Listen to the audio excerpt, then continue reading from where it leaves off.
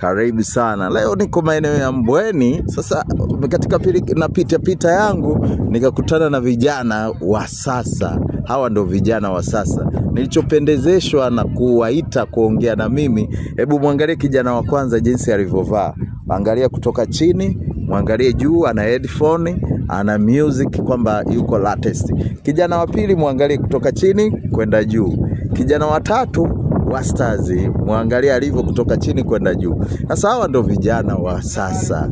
Umeona, katika vijana wa sasa kila mtu anakuwa na malengo yake, ana target yake na ana wigo wake wa kwamba wewe rafiki yangu mambo vipi? Poa. Unaitwa nani?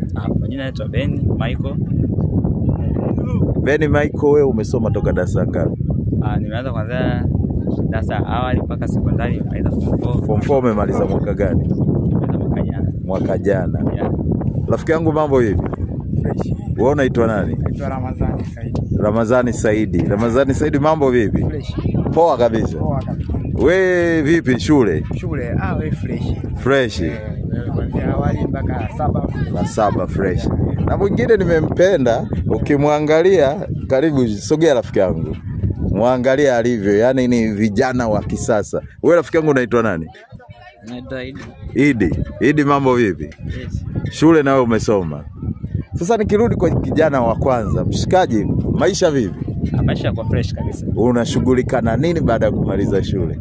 Nilipomaliza nilikuwa sikae bure, kaona na mimi nijishughulishe na biashara ndogo ndogo hizi ambazo tunaweza nipatia mahitaji kwa, so vizuri kukaa vile mtaani tu bure ambao hauna kazi. Kwa nikaona bwana nitafutie kazi kwa sababu na mtaji wangu hata mimi kidogo ambao naufanya. Kwa hiyo huo ndo anaingezea pesa huko na nikisubiria itakuwaje mbele.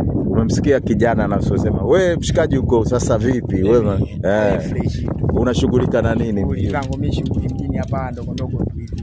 Shughuli zangu ndogo. Nafanya zinafikia mahitaji yangu mpaka sasa hivi nimepanga naishi kwangu fresh. Maisha yanaenda. Hiyo nzuri, umepanga unaishi kwako. Wewe? Ya, na mimi naishi kwangu wewe. Umepanga na unaishi kwako. Wewe una miaka mingapi? Kwa sababu nataka 22. Na wewe una miaka mingapi? Mimi hapa nataka 21. Wewe una miaka mingapi? 24. 24. Unafanya nini? Unafanya shughuli gani? Kazi ndogo ndogo. Kazi ndogo ndogo. Patamu. Tukiangalia vijana wengi huwa tunawakuta wanakaa tu hapo hawana hiki na kile. Ukiangalia kazi ambazo wanazozifanya hazina mwanzo wala mbele. Unawaambiaje hao vijana? Cha msingi ni kufanya kazi, sio kubweteka.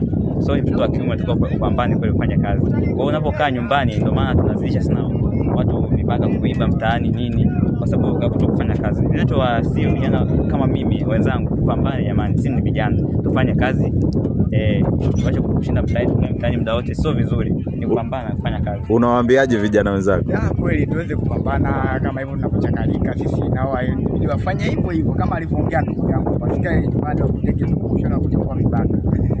Wewe unawaambiaje vijana wenzako? Maana vijana kuna utata sana, si ndio?